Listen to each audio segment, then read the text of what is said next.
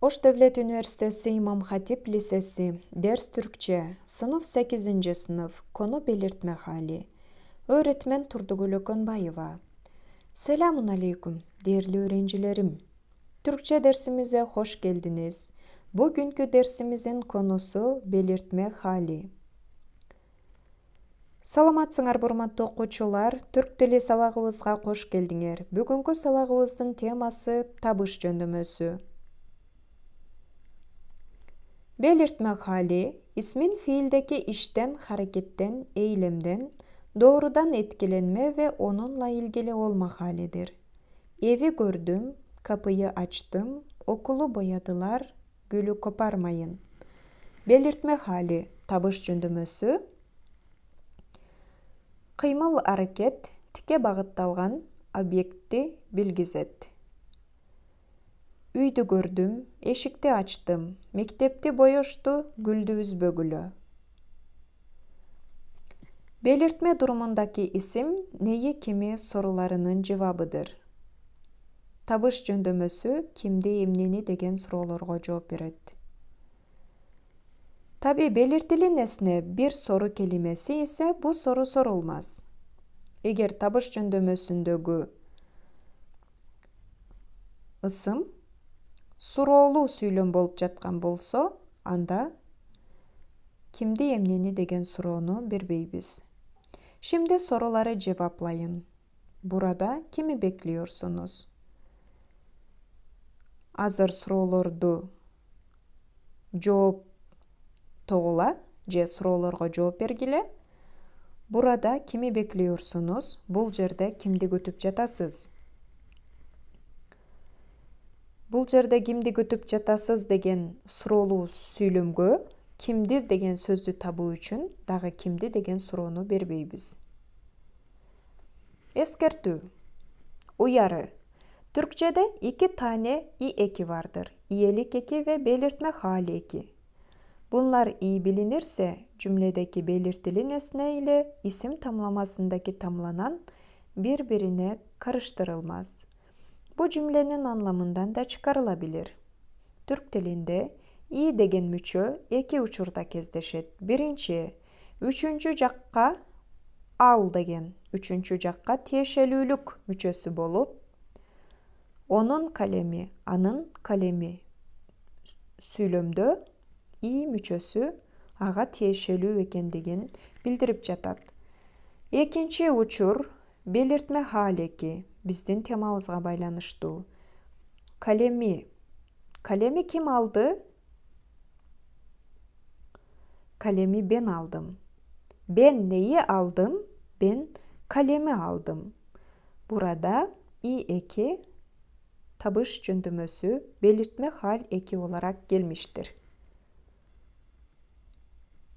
Neyi?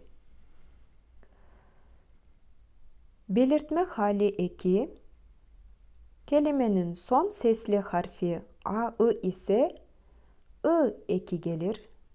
Eğer kelimenin son sesli harfi e, I ise I harfi gelir. I eki gelir. Eğer kelimenin son sesli harfi u, o ise belirtme hal eki olarak u eki gelir. Kelimenin son sesli harfi ö veya ü ise belirtme hal eki olarak ü eki gelir. Şimdi alıştırmalara bakalım. Ayranı içiyorum. Ben neyi içiyorum? Ayranı içiyorum. Ayran kelimesindeki son sesli harf a olduğu için kuralımıza uygun olarak a, I harfinden sonra I eki gelmiştir. Defteri satıyorum. Bavulu taşıyor. Güllü kokluyorum. Bu kuralı ezberleyiniz, defterinize yazınız. İkinci bir kuralımız P, T, K, Ç harflerinden sonra belirtme hal eki geldiğinde bu harfler P harfi B harfine, Ç harfi C harfine, T harfi D harfine, K harfi de yumuşak G harfine dönüşüyor. Kitabı oku. Simidi yiyor. Çiçeği suluyorum. Havucu ye. Bu kuralı da defterinize yazınız ve ezberleyiniz. Урматтуу окуучулар, түрк тилинде P, T, K, Ç деген каткалаң үнсүздөрдөн кийин табыш жөндөмөсүнүн белиртме хал мүчөсү эки келирсе, табыш жөндөмөсүнүн мүчөсү бул каткалаң үнсүздөрдөн кийин келсе, бул үнсүздөр жумшак үнсүздөргө өзгөрүп кетет. Китап P тамгасы, китабы B tamgasına özgürdü.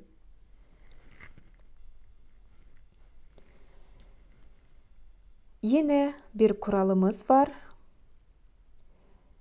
Kelimemiz sesli harf ile biterse, yine belirtme hal eki de sesli harf olduğu için iki sesli harf yan yana gelemiyor. Bunları birleştirmek için kaynaştırma Y harfi ortaya yazılıyor. Tahta kelimesi A sesli harfi ile bittiği için I eki gelecek. İki harfi birleştirmek için Y harfi yazılacak. Y eki yazılacak. Tahtayı siliyor. Çizmeyi giyiyorsun. Şeftaliyi yıka. Suyu içme. Урматтуу окуучулар, дагы бир эрежебиз бар. Эгер сөз үндүү тамга менен бүтсө, табыш жөндөмөсүнүн мүчөсү белиртме хали эки келгенде, эки үндүү тамганы бириктирүү үчүн Е тамгасы Е мүчөсү келет. Ошондо тахта ы силиyor дебейбиз, тахта й siliyor. Çizmeyi giyiyorsun, şeftaliyi yıka, suyu içme deybiz. Бұл эрежени дагы эсиңерге сактагыла, дептериңерге жазып койгула. Evet arkadaşlar, belirtme hali ekini getirirsek, ben beni olur, sen seni olur, o onu, biz bizi, siz sizi, onlar onları. Belirtme hali kimi sorusunun cevabıdır. Kimi dinliyorsun? Seni dinliyorum. Kimi bekliyorsun? Onları ya da arkadaşımı bekliyorum. Alıştırmalar, könügüylөр, толуктагыла, tamamlayınız. Değerli öğrenciler, boşluklara uygun eki getiriniz, yazınız. Урматтуу окуучулар, boş orunga ылайыктуу мүчөнү, табыш жөндөмөсүнүн мүчөсү, belirtme hal eki жазгыла. Birincisi, okulu özlüyorum. İkinci ve 8'inciye kadar siz tamamlayınız. Kuralları unutmayınız. Mesela taksi kelimesinde i sesli harften sonra ne olacak? Belirtme hali eki i olduğu için iki i harflerini birleştirmek için araya y harfi gelir. Taksiyi bekliyorduk. Evet. Kalan cümleleri siz tamamlayınız. Defterinize yazınız. Arkadaşlar, şimdi yazdıklarınızı kontrol ediniz. Okulu özlüyorum. Mektepte sağınıp jatam. Taksiyi bekliyorduk. Taksini kütüp jatat elek. Arabayı sürüyor, maşinanı ayдап жатат. Ödevi gönderiniz, tapşırmalardı жибергиле. Anlamadığınız kelimeleri sorunuz. Түшүнбөгөн сөздөрүңөрдү сурагыла. Beni anlıyor musunuz?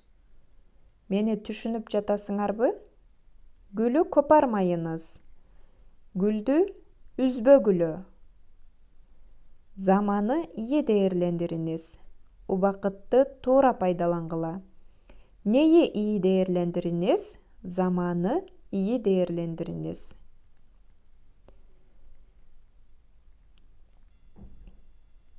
Ödev. Урматтуу окуучулар, бүгүнкү тема түшүнүктүү болгон болсо, табыш жөндөмөсү кимди, эмнени деген суроого жооп берет. Белиртме хали kimi, neyi sorularının cevabıdır. Belirtme halini bulmak için kimi, neyi sorularını sorarız. Şimdi size ödev. Kimi sorusuna cevap olarak 6 cümle yazınız. Birinci cümle mesela seni bekliyorum. Kimi bekliyorsun? Seni bekliyorum. Neyi?